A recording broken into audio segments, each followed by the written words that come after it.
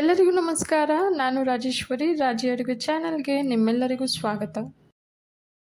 ಇವತ್ತಿನ special recipe simple ಆಗಿ ಟೇಸ್ಟಿಯಾಗಿ ಚಿಕನ್ ಫ್ರೈ ಹೇಗೆ ಮಾಡೋದು ಅಂತ ನೋಡೋಣ. ಈ ಚಿಕನ್ ಫ್ರೈ ಒಂದು ಒಳ್ಳೆ ಸೈಡ್ ಡಿಶ್ ಅಂತಲೇ ಹೇಳ್ಬೋದು.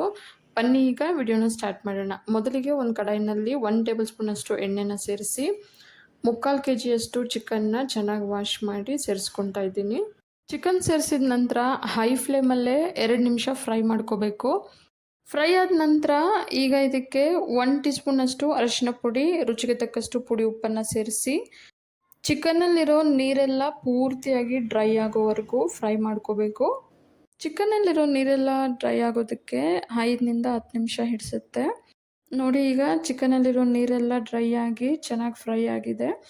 ಈಗ ಇದನ್ನು ಹಾಗೆ ಸೈಡಿಗೆ ಇಟ್ಬಿಡೋಣ.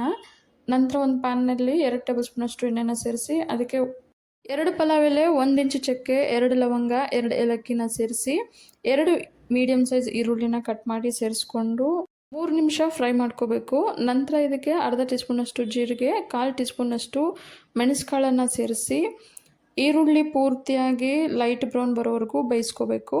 ಮೆಣಸುಕಾಳನ್ನು ಹಾಗೆ ಸೇರಿಸಿ ಫ್ರೈ ಮಾಡೋದ್ರಿಂದ ಮೆಣಸು ಫ್ಲೇವರ್ ತುಂಬ ಚೆನ್ನಾಗಿರುತ್ತೆ. ನಂತರ ಇದಕ್ಕೆ 1 ಟೇಬಲ್ ಸ್ಪೂನಷ್ಟು ಶುಂಠಿ ಬೆಳ್ಳುಳ್ಳಿ ಪೇಸ್ಟನ್ನು ಸೇರಿಸಿ 3 ನಿಮಿಷ ಮೀಡಿಯಂ ಫ್ಲೇಮಲ್ಲೇ ಬೇಯಿಸ್ಕೋಬೇಕು. ನಂತರ ಮೊದಲೇ ಫ್ರೈ ಮಾಡಿಟ್ಟಿರೋ ಚಿಕನನ್ನು ಈಗ ಇದಕ್ಕೆ ಸೇರಿಸ್ಕೊಳ್ಳೋಣ. ಚಿಕನ್ ಸೇರಿಸಿದ ನಂತರ 5 ನಿಮಿಷ ಮೀಡಿಯಂ ಫ್ಲೇಮಲ್ಲೇ ಚೆನ್ನಾಗಿ ಫ್ರೈ ಮಾಡ್ಕೋಬೇಕು. ಚಿಕನ್ ಫ್ರೈ ಆದಷ್ಟು ಹಸಿ ವಾಸನೆ ಎಲ್ಲ ಹೋಗಿ ಟೇಸ್ಟ್ ತುಂಬ ಚೆನ್ನಾಗಿರುತ್ತೆ. ನಂತರ ಇದಕ್ಕೆ 1 ಟೀ ಸ್ಪೂನಷ್ಟು ಅರಿಶಿನ ಪುಡಿ, 3 ಟೀ ಸ್ಪೂನಷ್ಟು ಖಾರದ ಪುಡಿ, 4 ಟೀ ಸ್ಪೂನಷ್ಟು ಧನಿಯಾ ಪುಡಿ, 1 ಟೀ ಸ್ಪೂನಷ್ಟು ಗರಂ ಮಸಾಲಾನ ಸೇರಿಸ್ಬೇಕು. ಮಸಾಲ ಪುಡಿಗಳನ್ನ ಸೇರಿಸಿದ ನಂತರ ಮೀಡಿಯಂ ಫ್ಲೇಮಲ್ಲೇ 5 ನಿಮಿಷ ಫ್ರೈ ಮಾಡ್ಕೊಬೇಕು. ಖಾರ ಜಾಸ್ತಿ ಇಷ್ಟಪಡೋರು ಖಾರದ ಪುಡಿಯನ್ನು ಇನ್ನೂ 2 ಟೀ ಸ್ಪೂನ್ ಎಕ್ಸ್ಟ್ರಾ ಸೇರಿಸ್ಕೋಬೋದು. ನಂತರ ಇದಕ್ಕೆ 2 ಟೇಬಲ್ ಸ್ಪೂನಷ್ಟು ಮೊಸರನ್ನು ಸೇರಿಸಿ ಸ್ವಲ್ಪ ಕೊತ್ತಂಬರಿಯನ್ನು ಸಣ್ಣಕ್ಕೆ ಹಚ್ಚಿ ಸೇರಿಸ್ಕೊಂಡಿದ್ದೀನಿ. ಸ್ವಲ್ಪ ಪುದೀನ, ಸ್ವಲ್ಪ ಕಸೂರಿ ಮೆಥಿಯನ್ನು ಸೇರಿಸಿ 4 ನಿಮಿಷ ಫ್ರೈ ಮಾಡ್ಕೊಬೇಕು. ಕಸೂರಿ ಮೆಥಿ ಬದಲಿಗೆ ಮೆಂತ್ಯ ಸೊಪ್ಪನ್ನು ಸಹ 1 ಟೀ ಸ್ಪೂನಷ್ಟು ಸೇರಿಸ್ಕೊಬೋದು.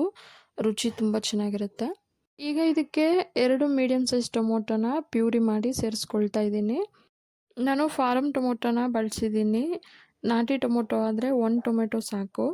ಪ್ಯೂರಿ ಮಾಡ್ಕೊಂಡಿರೋ ಜಾರ್ಗೆ ಅರ್ಧ ಗ್ಲಾಸಷ್ಟು ನೀರನ್ನು ಸೇರಿಸಿ ಮಿಕ್ಸ್ ಮಾಡಿ ಇದಕ್ಕೆ ಸೇರಿಸ್ಕೊಂಡಿದ್ದೀನಿ.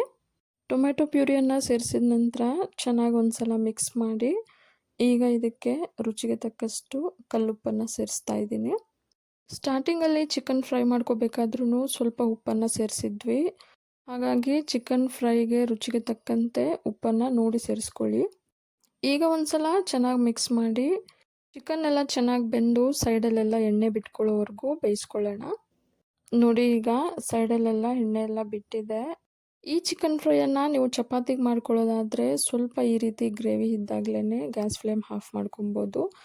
ಅಥವಾ ಅನ್ನ ರಸಮ್ ಮಾಡಿದಾಗ, ಇಲ್ಲ ಬೇಳೆ ಸಾರು ಮಾಡಿದಾಗ, ಇಲ್ಲ ಗೀ ರೈಸು, ಜೀರಾ ರೈಸು ಈ ರೀತಿ ಮಾಡಿದಾಗ ಸೈಡ್ ಡಿಶ್ ಆಗಿ ಮಾಡ್ಕೊಬೇಕಂತಂದರೆ ಇನ್ನೂ ಸ್ವಲ್ಪ ಡ್ರೈ ಆಗಿ ಫ್ರೈ ಮಾಡ್ಕೊಬೇಕು. ನೋಡಿದ್ರಲ್ಲ ಮಾಡೋದು ಎಷ್ಟು ಸುಲಭ ಅಂತ. ಮನೆಯಲ್ಲಿರೋ ಸಿಂಪಲ್ ಇಂಗ್ರೀಡಿಯೆಂಟ್ಸ್ನ ಬಳಸಿ ತುಂಬಾ ಟೇಸ್ಟಿಯಾಗಿ ಚಿಕನ್ ಫ್ರೈಯನ್ನು ಮಾಡ್ಕೊಬೋದು. ಈಗ ಇದಕ್ಕೆ ಸ್ವಲ್ಪ ಕರಿಬೇವನ್ನು ಸೇರಿಸಿ ಮೀಡಿಯಂ ಫ್ಲೇಮಲ್ಲೇ 3 ನಿಮಿಷ ಫ್ರೈ ಮಾಡ್ಕೊಳ್ಳೋಣ.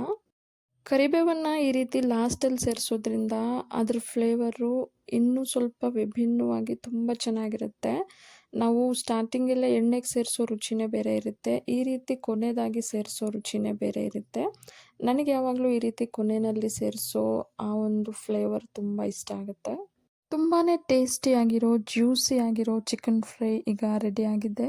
ಬಿಸಿ ಬಿಸಿಯಾಗಿ ಇದನ್ನು ತಿಂತಾ ಇದ್ದರೆ ಬಾಯಲ್ಲಿಟ್ಟರೆ ಬೆಣ್ಣೆ ಥರ ಹಾಗೆ ಕರಗೋಗ್ಬಿಡುತ್ತೆ. ಇವತ್ತಿನ ಈ ಸಿಂಪಲ್ ಟೇಸ್ಟಿ ಚಿಕನ್ ಫ್ರೈ ನಿಮಗೆಲ್ಲ ಇಷ್ಟ ಆಗಿದೆ ಅಂದ್ಕೊಂಡಿದ್ದೀನಿ. ಇಷ್ಟ ಆಗಿದರೆ ಈಗಲೇ ಒಂದು ಲೈಕ್ ಮಾಡಿ, ಹಾಗೆ ನಿಮ್ಮ ಫ್ಯಾಮಿಲಿ ಆ್ಯಂಡ್ ಫ್ರೆಂಡ್ಸ್ ಜೊತೆ ಶೇರ್ ಮಾಡಿ. ಮತ್ತಷ್ಟು ಈಸಿ ಟೇಸ್ಟಿ ರೆಸಿಪಿಗಳಿಗೋಸ್ಕರ ರಾಜಿ ಅಡುಗೆನ ಸಬ್ಸ್ಕ್ರೈಬ್ ಆಗೋದನ್ನು ಮರಿಬೇಡಿ. ಮುಂದಿನ ವಿಡಿಯೋದಲ್ಲಿ ಸಿಗೋಣ. ಧನ್ಯವಾದಗಳು.